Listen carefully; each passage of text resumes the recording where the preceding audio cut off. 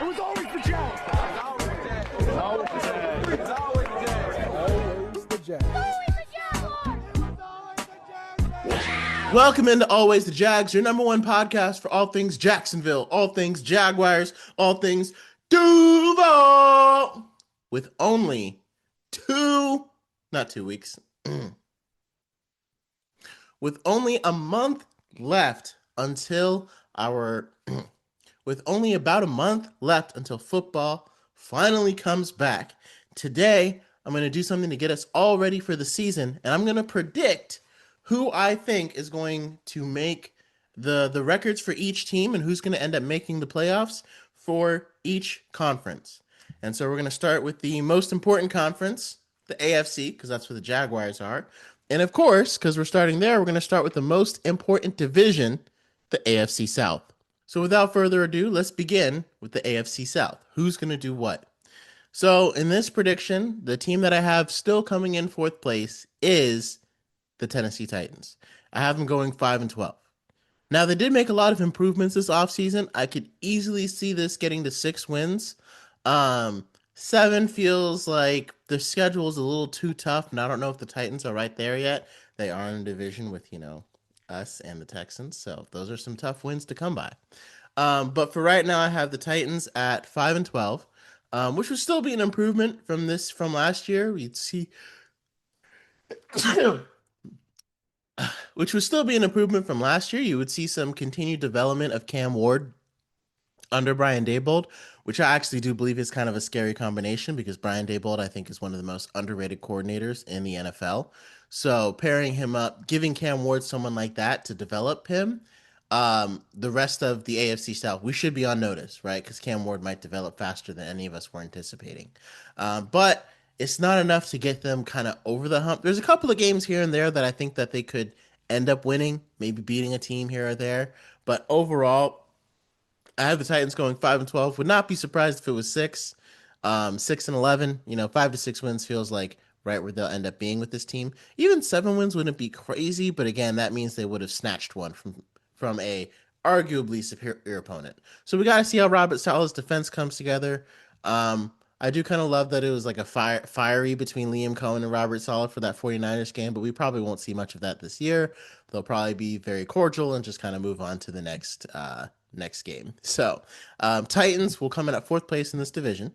Next up, I have the Colts coming in at 6-11. Now the Colts at 6-11. Again, obviously, Daniel Jones is coming back, and he had the Colts in the position to win the division last year. Now, as soon as the Colts' schedule toughened up, a lot of those wins weren't as easy to come by, right? And they started dropping a lot of those games. And so I think here the schedule is pretty tough for the Colts the whole season. So it's going to kind of be a roller coaster, right? And the Jaguars have lost a lot too, but I mean the Colts lost their edge rusher. They lost their number 2 wide receiver in Michael Pittman because they had to pay Alex Pierce. They had to and keep cap room for Daniel Jones. So they also because who did they lost Kwity Paye. They also lost the safety, if I'm not sure, in Kenny Moore, who's one of the best nickelbacks in the league. So there were a lot of losses for the Colts, and I heard they were going after Trey Hendrickson. That didn't work out, so not a whole lot of additions. Most people agree it's a pretty strong draft for the Colts, but we won't know until we see it in action. And so, again, this is not necessarily indicative that they'll be bad per se. It's just kind of all the things fell together at the right place. Very tough schedule for the Colts. And not to mention, we don't really know what version of Daniel Jones we're going to get because even before his injury, he wasn't able to get his team into the win column very often. So I could be wrong, and maybe I could see them getting like to 7, maybe 8 wins, but officially I have 6-11. It's just hard for me to see them coming out with a winning record this year with all the things stacked against them. Next up, 2nd place in the division, I have the Houston Texans. The Houston Texans are going to go 12-5, just like they did last year. Now, to me, the Texans and the Jaguars are currently competing for the best teams in the AFC. I'd probably argue that the Texans are the most well built team in the AFC in that they have either blue chip or at least capable starters at every single position. The thing they lack, I wouldn't even say they lack superstars, but like there's just a couple of things that push other teams, like a couple of positions that push other teams over the edge. Like the Texans, arguably kind of have the best wide receiver in the division, but the Jaguars obviously have the best wide receiver room, right? So when you look at it as a conglomerate, is little things that will push. Now the Texans have serviceable players at every position in the wide receiver room, and I think their offensive line has gotten better by what they did in the offseason. But again, if you look at it like a conglomerate compared to different positions who have their skill groups. It's like in some ways the Texans are better, but as a whole, in some ways they're not. But I mean, I still think they're going to be one of the best teams this year. I mean, you look at that defense is nasty, and CJ Stroud. It's one of those things why so many people, the same reason people won't give up on CJ Stroud is why they didn't give up on Trevor Lawrence. Because it's like when you're this young, it's different when you're like an older veteran quarterback and then your play just falls off. At some point, your reaction time, your throw strength, you can't make the throws that you used to, and it just falls off, right? Like that's what happened with Matt Ryan and the Colts. And like at some point, it's not your year anymore. But with guys that are this young, it still feels like there's a good quarterback in there in CJ Stroud. Just like people have been saying with Trevor Lawrence after that 22 season, feels like there's still a good quarterback in there. We just have to make sure that the scheme and everything's working. He's comfortable with his players. So we'll see how comfortable CJ Stroud is. I think Tank Dell is coming back, which is going to be a huge boon for the Texans because he looked like a superstar when he was playing in his rookie season. So we'll see. I have them going 12-5. The way it shakes out is that we end up tying in the same record, Jaguars and Texans. But the Texans end up coming in second place based upon, I think it was just strength of schedule. I think it was just strength of schedule. So I have them, and they do have some tougher games down the stretch.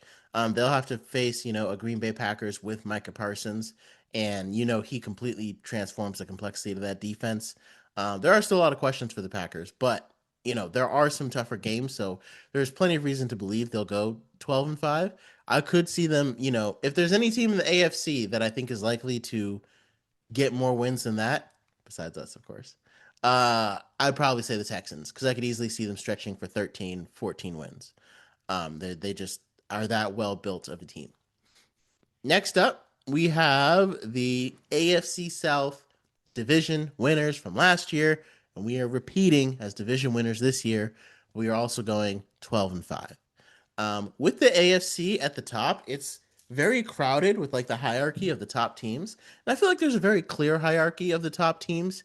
Like I don't think if I'm looking at teams like the Chiefs and Steelers, I think there's a very clear hierarchy of the top teams in the AFC right now that at least have a lot of hype.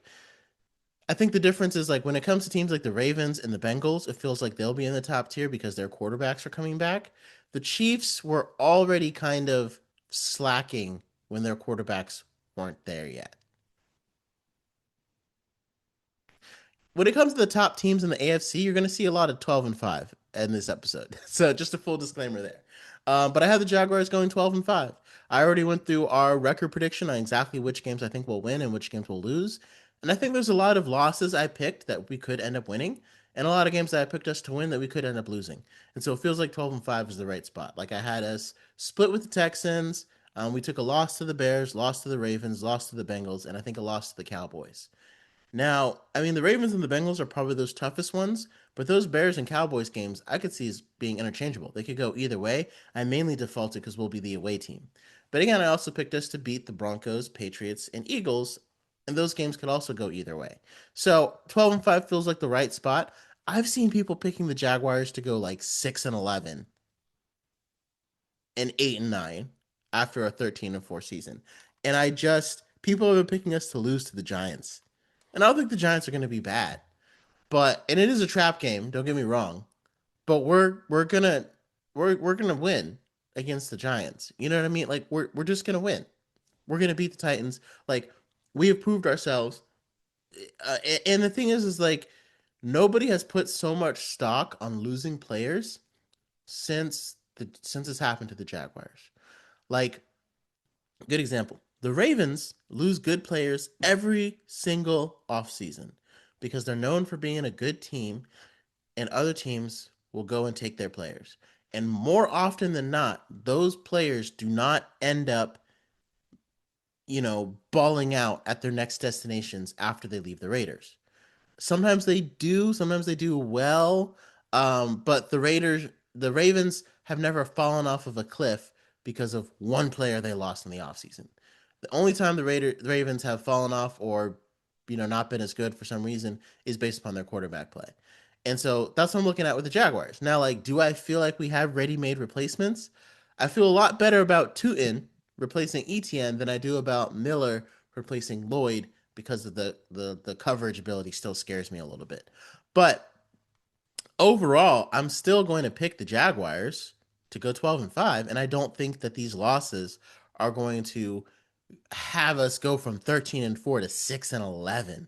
Like, that's just insanity. Two players are not going to cause us to lose half of the games that we played last year. Not to mention Travis Hunter is coming back, so we're getting our number one cornerback back. Like, imagine, I mean, I don't think it would have been possible for us to win any games because when he went down, we went on a win streak. So there wasn't really any games for us to have, like, our record wouldn't have gotten better. But he made the game saving play against the Bengals. That was not pass interference. We should have been 14-3 atop the AFC. We should have had the number one seed. And secondly, if Travis Hunter was healthy for that Bills game, we win it because Travis Hunter is not going to give up 106 yards and 100% completion percentage like Greg Newsome did. So 12-5, all of these, I cannot wait. I'm literally, if you're a Jaguars fan and you see someone posting that we're going to go 6-11, 7-10, or have us, my favorite thing is when there's power rankings and we're ranked below the Chargers after we beat them 38-6. Like, Liam Cohen is right. He went on NFL Network and he was like, I don't really have to make up this narrative that the Jaguars are disrespected because that was my whole question in the offseason. Like, once you get here where we're not respected, but we're expected to do well, right? Because we did well last season. How do you fuel that narrative of disrespect that kind of felt like it was keeping us going all last year? And he's like, you just go on NFL Network. No one's talking about and his comment about the 40 pictures of Caleb Williams. It wasn't a dig at Caleb Williams or Ben Johnson or anything, but it is funny because it's like Caleb Williams becomes a Madden cover athlete, right? Okay, now look at Caleb Williams' stats from his 2022 from his sophomore season, and look at Trevor Lawrence's stats from his sophomore season. Look at what they each did in the playoffs, beat a team at home in the playoffs who they were expected to lose against, and then they exited the next round in the playoffs. If you look at their stats, they literally had the exact same season. Like almost down to the studs. And Caleb Williams ends up becoming the Madden cover athlete? Like after Trevor Lawrence, like would you have made Trevor Lawrence the Madden cover athlete after his 2022 season? So that's, and now again, Caleb made all those throws that were like, oh my God, they were about to lose the game. It's like there's a lot more splash and hoopla, and obviously Chicago is a far bigger market than Jacksonville is. And that's kind of all makes Liam Cohen's whole point. We don't have to make up this narrative that the Jaguars are disrespected. We went 13-4. The respect isn't here. I can play you clips of people saying the Jaguars are fool's gold. They're going to go 6-11. They've got us losing to the Titans, to the Giants on our schedule. Like, it's not, no one's making it up. No one's like creating this out of thin air. Like Liam, he's like, we go on NFL Network. No one's talking about the Jags. They're all talking about, I mean, there are some players that have gotten extensions, but it's like they're talking about teams who arguably were worse last season and are going to do worse. Like, there's more hype for the 49ers than there are for the Jaguars. And we beat them. We beat them straight up in their own stadium. So again, I do think it's all of this. I mean, I guess it's good because if Liam Cohen needs it to fuel his team, he'll get it for at least another year. And that's going to take us to a 12-5 record. So that is the records for the AFC South. One more time. Titans in last place at 5-12. Could easily be 6. Again, Colts at 6-11 and third place. I could probably see 7. Don't really see 8 wins there. Texans at 12 at second in the division at 12-5, and obviously you could call it bias, but I got the Texans the second best team in the AFC going 12-5, and then we have the Jacksonville Jaguars going 12-5 as the number one team in the AFC South. And in this particular mock, the Jaguars end up winning the AFC and becoming or at least they become the number one seed in the AFC. So I don't really know exactly how that works because I'm not entirely sure. Because I had us lose to the Bengals and we ended up with the same record, but somehow we still ended up as the number one seed over them. So somehow with like conference records and something plays out and allowed us to still be the number one seed. Who knew?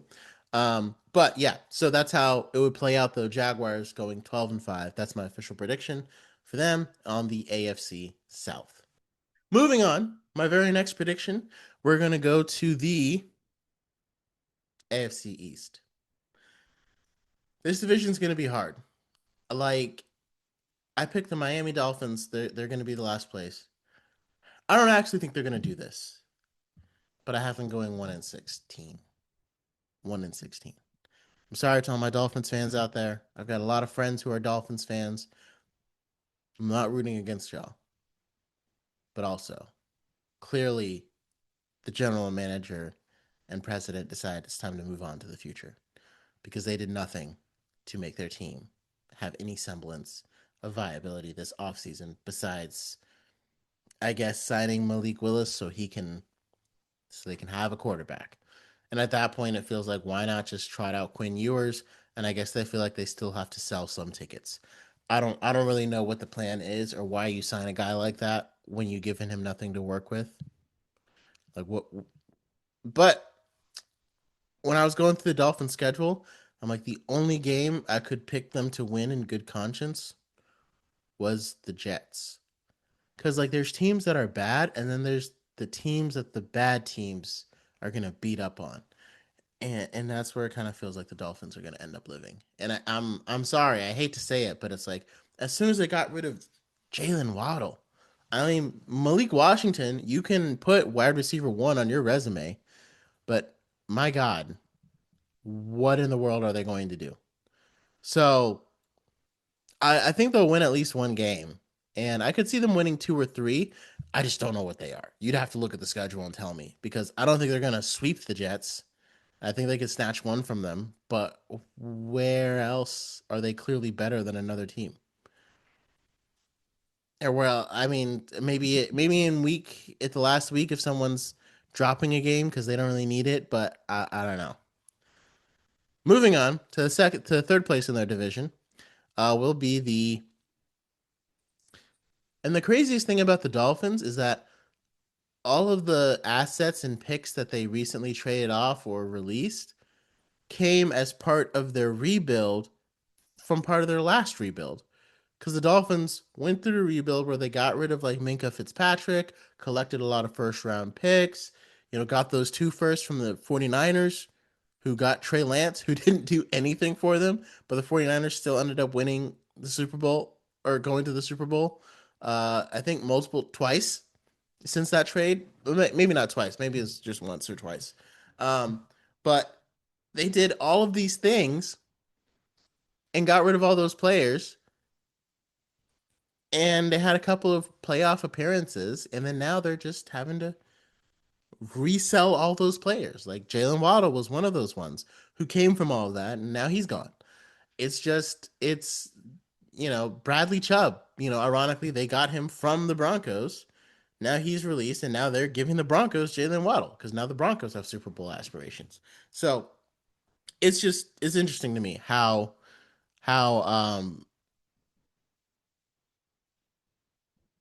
like it kind of becomes management at that point because it's like what is going on? It feels like you're perennially rebuilding. And I guess that's the best way to put it. And that's the same thing I would say about this next team, the Jets, coming in at number 15. Now, the Jets never got to the point where they were like trading first round picks to bring in superstars. But, they had a functional defense. They thought they just needed a quarterback in order to take them to the promised land. And then they got him. They got Aaron Rodgers. They got the guy.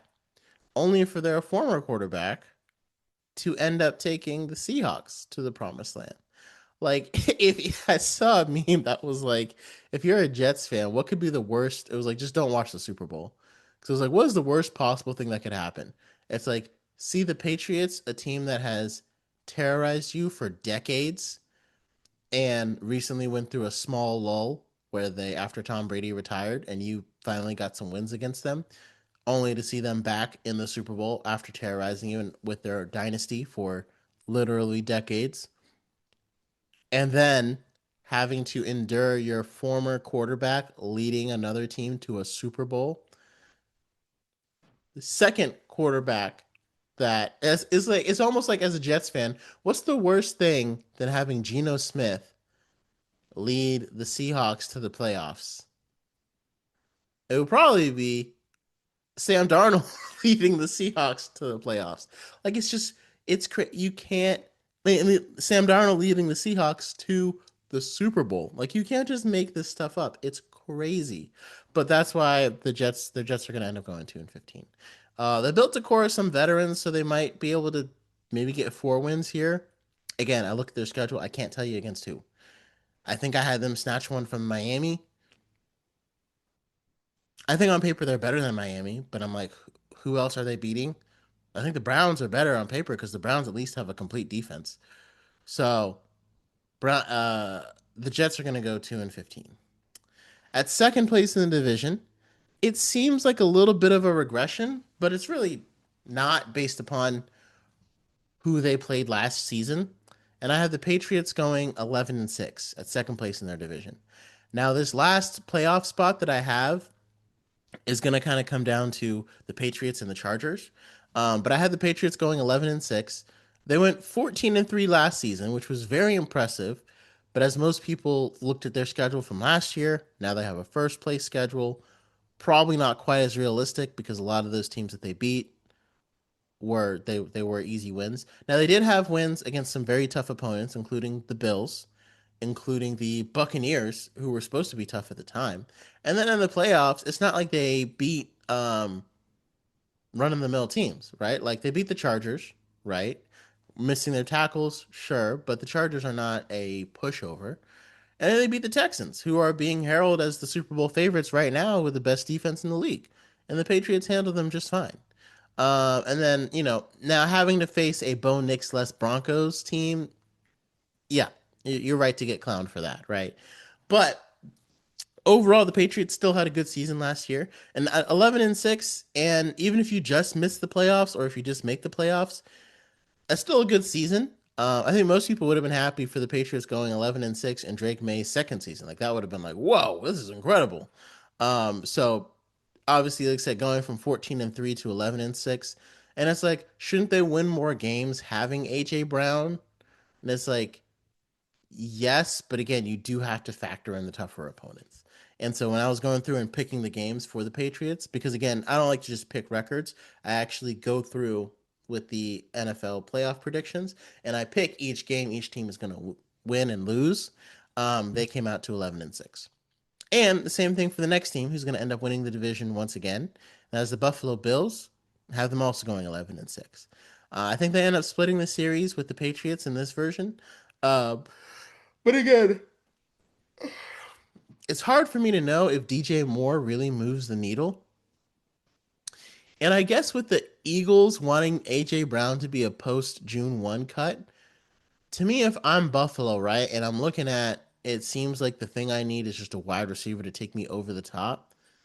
And like, the Patriots are hemming and hawing about like giving a first round pick and all this stuff. Why would I not just snake them and go get AJ Brown for a first if I'm willing to give up a second for DJ Moore? Like, most people would tell you, 1 round is not the difference between AJ Brown and DJ Moore. I might have even given up or maybe not given up a second, but maybe traded one of my other receivers like Keon Coleman or something to the Bears for a third rounder or a fourth rounder in order to get DJ Moore and AJ Brown. And like, because like, again, to me, the rumor mill was going so crazy for AJ Brown to the Eagles, I mean AJ Brown to the Patriots, reunite him with Mike Vrabel, and maybe AJ Brown wouldn't have been happy with that. Maybe he wanted to play with Mike Vrabel again, and that's why the Eagles had to acquiesce, I guess. But to me, again, if they're kind of going back and forth, like, oh, should it really be a first rounder and stuff like that? If I'm the Bills, why do you not just swoop in and say, like, here's a first rounder, and you can have Keon Coleman, or you can have Khalil Shakir and a first rounder, or in a second rounder? Like, to me, if I'm the like that's the move that I make as the Bills to not only snipe the Patriots but also put myself in that Super Bowl conversation again. So kind of surprised that didn't happen. Um, at least if I'm Bills management, but hey, maybe they did, and the Eagles just said no, and then they ended up trading him to the Patriots for the first. And there's nothing you can do if a team says no. So and maybe AJ Brown was affecting that trade, but I still got the Bills going 11-6. Again, tough schedule. It's hard to know what they'll do in the playoffs because it feels like if they make it to the playoffs and don't win again, it's like who do you fire? Like if Josh Allen doesn't win the dance, last year was the year. Mahomes, Jackson, Burrow, all guys that have knocked Josh Allen out of the playoffs before were nowhere to be found. And he got knocked out by Bo Nix on a controversial catch. So it's hard to know where the Bills would go from here if they don't make it all the way to the Super Bowl because it's like how much further can you really get and keep your job if Sean McDermott ended up being fired for just not getting them over the hump. And it's like I can understand keeping Joe Brady though because Joe Brady is he made their offense a lot better after they've lost Brian Dable. Like he was the guy that kind of righted the ship for the Bills offense. But it's like, what's the difference maker? Like, how are you gonna get there now? And it's like just don't have bad injury luck. I don't know. It's hard. It's hard if you're Buffalo to see like what the difference is, especially now that Burrow, Jackson, and Mahomes are all going to be back this year and all looking to enact their revenge. So, but that's it for the AFC East. So again, for the Bills and the Patriots, they'll be able to just farm wins by just snacking on the Dolphins and the Jets. I know it's a crude way to put it, but it's so true, and everybody knows it. So Bills at the top of the division at 11-6, Patriots right behind them with the same record, 11-6. Got the got the Jets at 2-15, and the Dolphins at 1-16. Moving on to the AFC North. Starting at the very bottom, we have the Browns going 3-14. The Browns it's just like their offense kind of got gutted as well. So like the Browns, obviously their quarterback situation isn't great. But you also look at their offensive line situation. And what was once a strength is now a major weakness because they had to let go of a couple of guys. They drafted somebody, a rookie, and I think they brought in somebody else, but their offensive line needs major help. So much so, in fact, I was suggesting that we trade Walker Little to the Browns because they had to release and cut so many guys. So that's not going to help whoever's playing quarterback.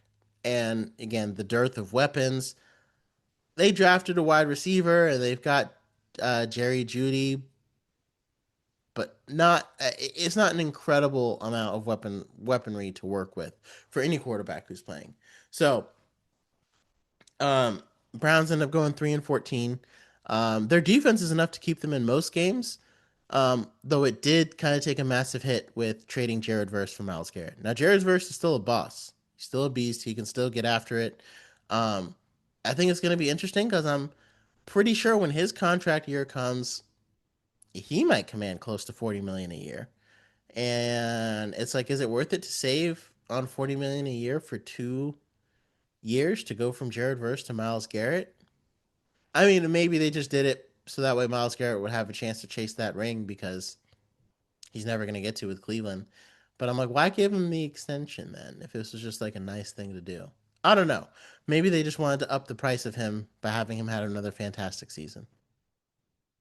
Could have been it. They got a first, second, third, and Jared Verse from it. So it wasn't a bad haul on either side. And now everyone can just fear the Rams. So when they win the Super Bowl, you can thank the Browns for all of that. But yeah, Browns end up going 3-14. Next up on the list, we have the Steelers. I have the Steelers going 9-8 in the AFC North, And this is the one team that like I could see them dropping. I could see them. I think they have a game with the Raiders, and I could see them losing it and going 8-9 because like 9-8 just felt like the thing they do under Mike Tomlin, and either they make it to the playoffs or they don't at 9-8. This year, if you go 9-8 in the AFC, I'll just tell you, you're not going to make the playoffs. You're not even going to win your division. There's just too many good teams in the AFC. The NFC maybe, but the AFC is so top heavy with these quarterbacks. You're not going to win your division. So with the Steelers going 9-8, it like they're going to go 9-8, have a winning record, and still be third place because their division is that competitive. Um, and it's just hard for me to see Aaron Rodgers. Like I know he came back for a Super Bowl run after that game in the playoffs against the Texans.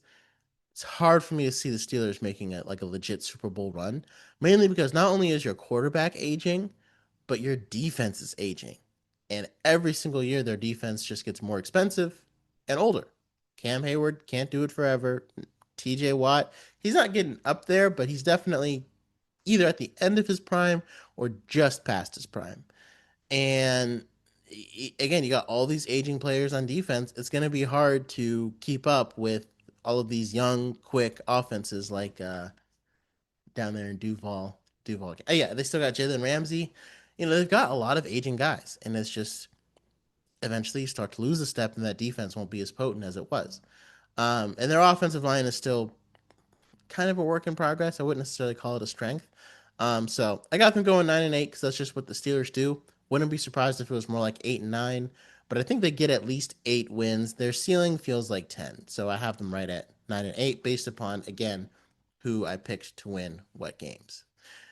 Next up in this division, we have the Baltimore Ravens going 12-5. And out of all the 12-5 teams, I'm not going to say the Ravens feel like the shakiest, but they are definitely, they kind of, I guess, inspire the least. I don't know. They have a strong defense already and a strong secondary, but they've also got guys who are getting older. Like Marlon Humphrey is not aging in reverse. And it feels like a lot of this is predicated on how effective will Trey Hendrickson be? Because the thing that the Ravens have lacked for the past couple of years is pass rush. And while Lamar Jackson has been fantastic and all those things, is like, will Trey Hendrickson inject that life into their pass rush to get them where they need to go? And that's a huge question. And like I saw, Zay Flowers just got a huge extension of like 35 million a year, and it's like he's good, but is he that level? Like, is he Justin Jefferson level money? Like, it's kind of surprising. I mean, but again, when you're kind of not only the best option, but the only option, because where's Rashad Bateman? Where it like, and those guys can make plays, but it's like they're not nearly as consistent as Zay Flowers is. And clearly the Ravens want him and want to keep him around. Um, so I guess we'll see. It was an interesting choice to me by them to keep Mark Andrews, who looked like his play was like starting to fall off, but let Isaiah Likely hit free agency. So there were some interesting moves that makes me think like they may not be quite the juggernaut that most people are making them out to be. But what does help with this 12-5 record is they have an easy schedule. Like if you look at their schedule, it's actually pretty easy. And I think that's because they play the AFC East, but I'm not entirely sure. Obviously their division is not the easiest, so they still have to face like, I mean the Browns still have a good defense. They always play them tough, so do the Steelers. I think I have them splitting actually with every team in their division. So like it's like 3-3 across the board. Um, but the rest of their schedule though is kind of cake, and they kind of are able to go on a pretty heavy win streak. So I think that's going to kind of boost their 12-5. And I'm not gonna say they'll get like exposed per se in the playoffs, but it will be different in the playoffs when the competition ramps up significantly. Next, we have the team winning the division, and that's the Bengals at the same record, 12-5. I think it's just their conference record ended up being better than the Ravens at this point. And again, kind of the same thing. Bengals have a pretty easy schedule. Um, and having a defense that can at least get a stop in a game is going to make a huge difference because Jamar Chase and T. Higgins are still potentially the best wide receiver duo in the NFL. and the Bengals shelled out a lot of money to keep them together, which surprised a lot of people, seeing as you probably could have got a first for T. Higgins, but they just like him so much. And Joe Burrow's healthy. And so this is all predicated on, is the offensive line going to be able to protect Joe Burrow, and is he going to stay healthy this year? And we'll see, because I don't think the Bengals made a whole lot of changes to their offensive line. They mainly just tried to make sure they had a defense this time. And I think the addition of Dexter Lawrence is a lot better than people think. Like, it's going to make the Boye Mafe signing look better because Dexter Lawrence is there. It's going to make the guy they drafted, I think Malachi Thomas, I can't remember his name, the guy they drafted look better. It's going to make a lot of those, like, adding a safety and all those things, it's going to make a lot of those moves look better. You still wonder about their linebacker and cornerback room because a lot of those guys missed a lot of plays. But I still have the Bengals going 12-5, 3-3 within their own division, and it's enough to win them the division. It doesn't get them the number one seed, and I couldn't tell you why, based upon the way the playoff picture went out. But it ends up with the Bengals on top of the AFC North. So that's the Browns at 3-14, Steelers at 9-8, um, Ravens at 12-5, and Bengals also at 12-5.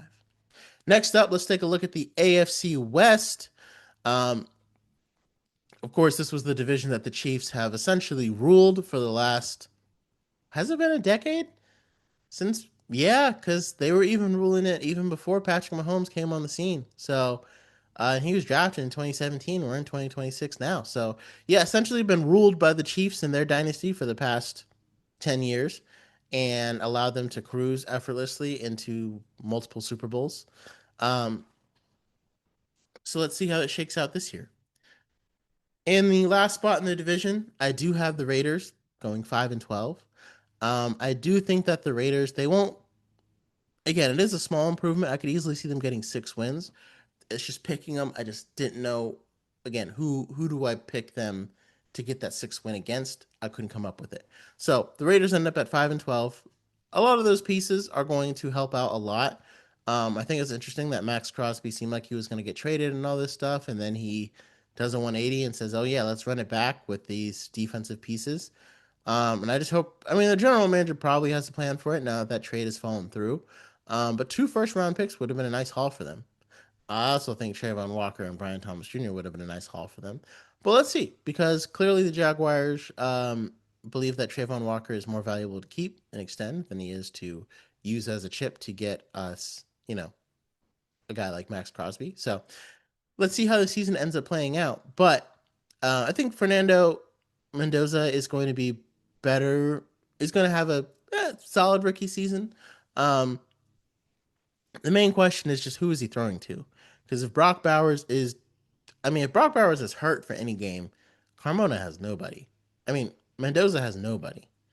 And Brock Bowers will probably be, now sometimes he's been able to beat like double coverage. He's been that good. Like when we played him against when the Jaguars played the Raiders, I'm pretty sure Geno Smith targeted him like it was one drive, he targeted him like 6 times and he caught, like, it was literally just the Brock Bowers drive.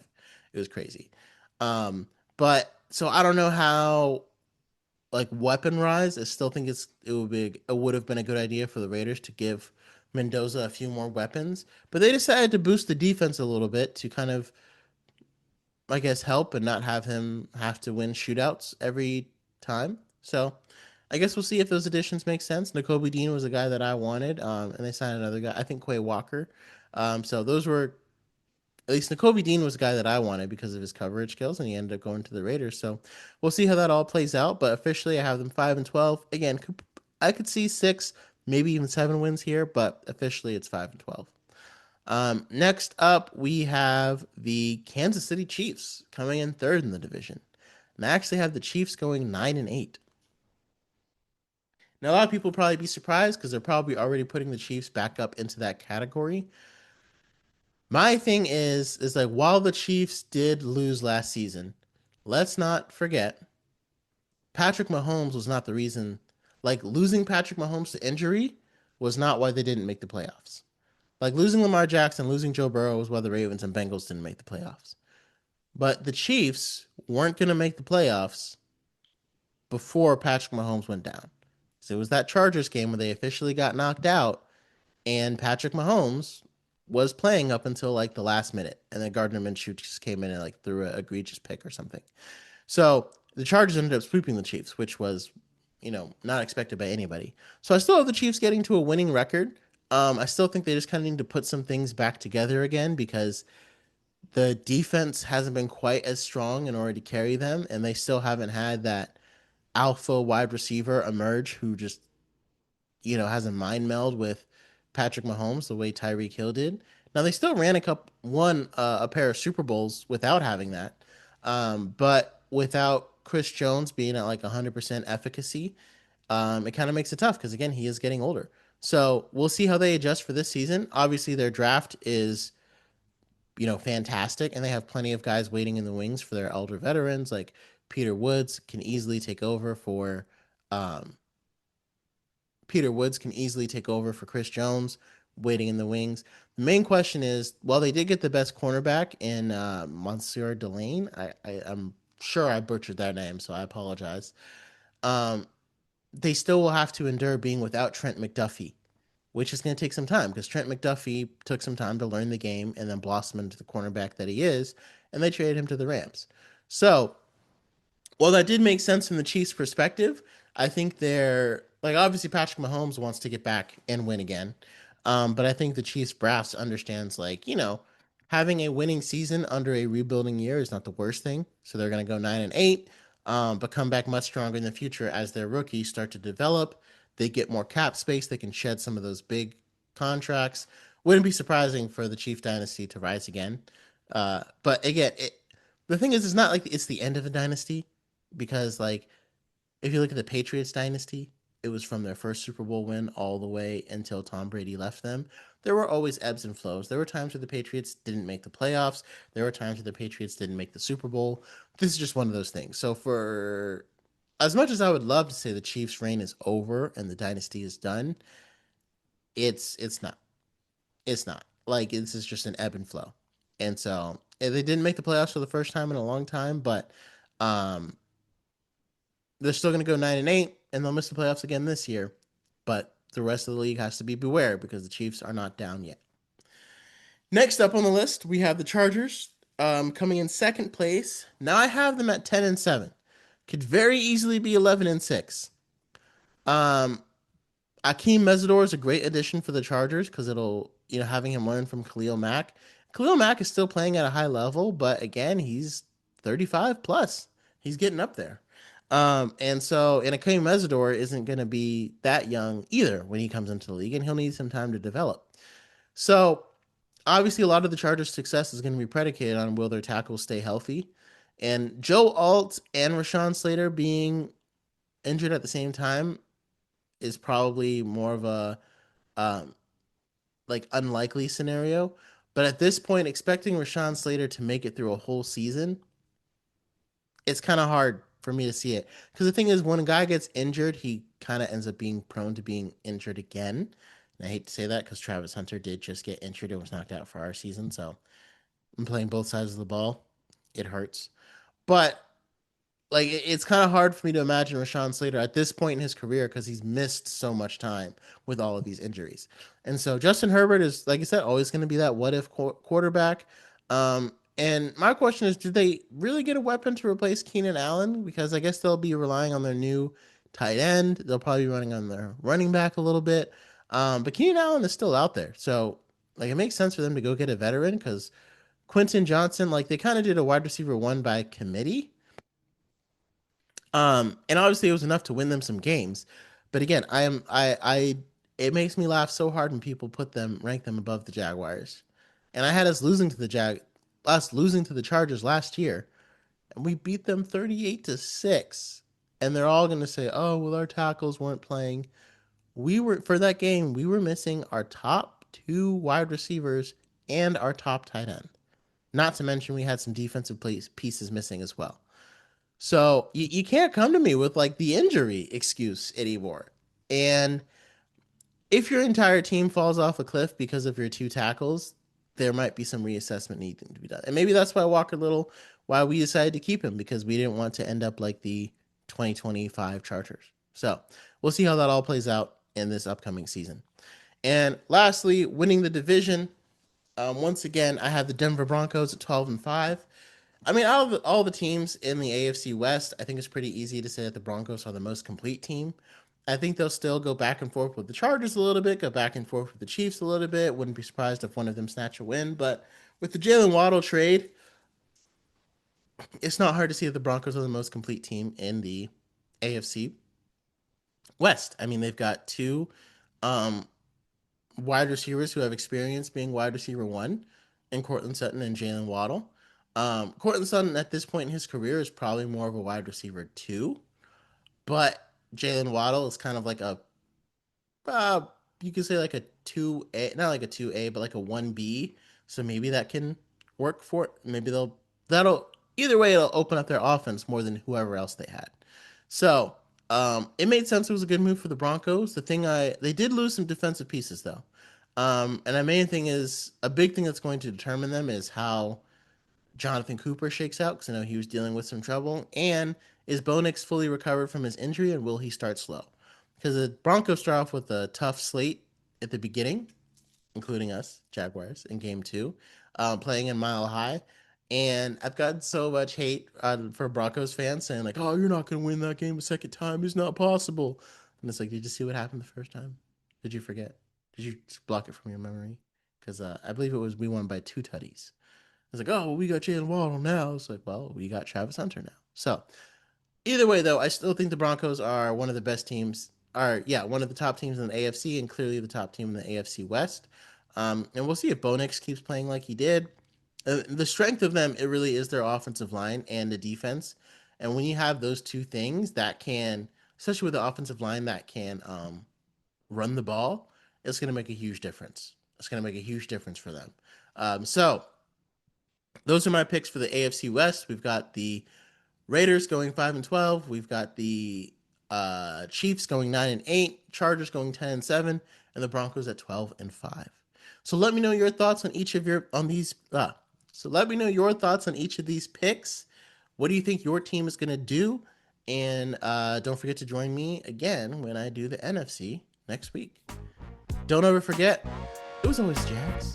Thank you so much for listening or watching. Make sure you hit that like and subscribe button so you never miss out on any videos about the Jaguars from my channel. Check out some of these other videos that I'm sure you'll be interested in. And again, never forget, it was always the Jags.